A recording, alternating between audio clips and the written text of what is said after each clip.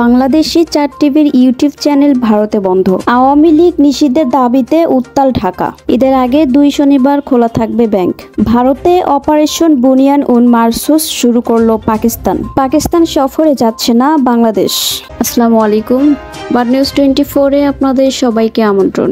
সঙ্গে আছি আমি নাইমা আক্তার কেয়া। এতক্ষণ দেখছিলেন শিরোনাম, এখন দেখবেন বিস্তারিত। সরকারের নির্দেশনায় জাতীয় নিরাপত্তা ও জনশৃঙ্খলার কথা উল্লেখ করে ভারতে অন্তত 4টি বাংলাদেশি টিভি চ্যানেলের সম্প্রচার বন্ধ করে দিয়েছে ইউটিউব। চ্যানেলগুলো হলো Jamuna TV, 71 TV, Bangla vision ও মোহনা টিভি। ভারত থেকে এই চ্যানেলগুলো দেখতে গেলে ইউটিউবে একটি বার্তা দেখা যাচ্ছে, জাতীয় নিরাপত্তা ও জনশৃঙ্খলার সঙ্গে সম্পর্কিত সরকারি আদেশের কারণে এই কন্টেন্ট বর্তমানে এই দেশে দেখা যাচ্ছে না।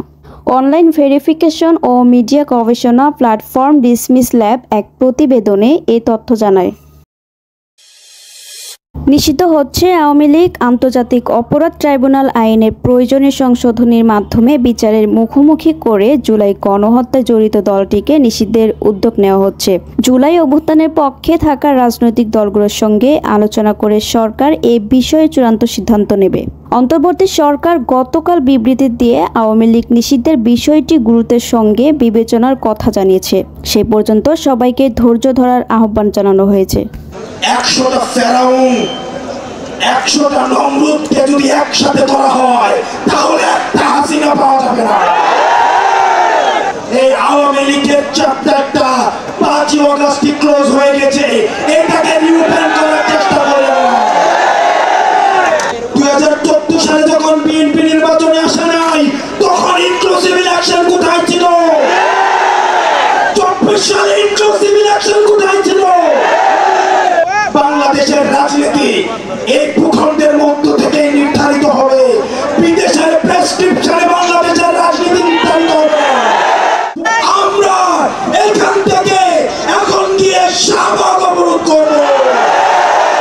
যতক্ষণ পর্যন্ত আওয়ামী লীগকে নিষিদ্ধ না করে, আওয়ামী লীগকে নিষিদ্ধ করে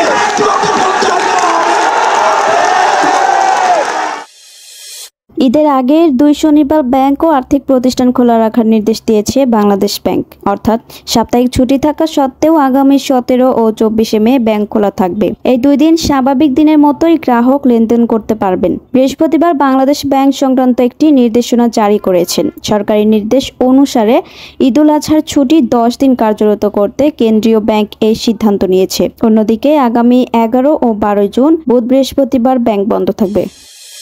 ভারতের সাম্প্রতিক আক্রমণের জবাবে পাকিস্তান শনিবার ভোর থেকে পাল্টা হামলা শুরু করেছে। পাকিস্তানের নাম দিয়েছে অপারেশন বুনিয়ান উন মারসুস।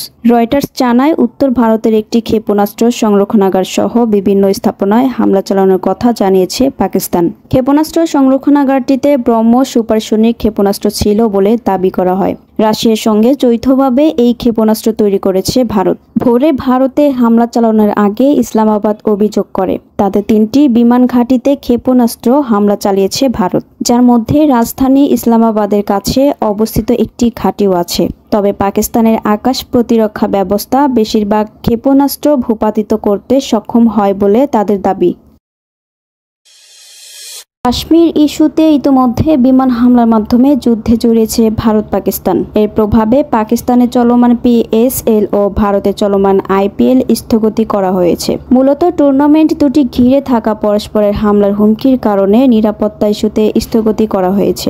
পাকিস্তানের ফ্রাঞ্চাইজি লিগের নতুন ভেন্যু নির্ধারণ করা হয়েছে সংযুক্ত আরব আমিরাত। IPL এর বাকি অংশ কোথায় আয়োজন করা হবে তা এখনও নিশ্চিত হয়নি। পূর্ব নির্ধারিত সূচি অনুযায়ী আগামী 19 মে সংযুক্ত আরব আমিরাত সফর শেষে পাকিস্তান সফরে বাংলাদেশ দলে যাওয়ার কথা। তবে বর্তমান পরিস্থিতিতে সেই সফর না হওয়ার সম্ভাবনাই বেশি। ক্রিকেটারদের নিরাপত্তার কথা মাথায় রেখে সেই সফর বাতিলের সিদ্ধান্ত নিতে পারে BCB।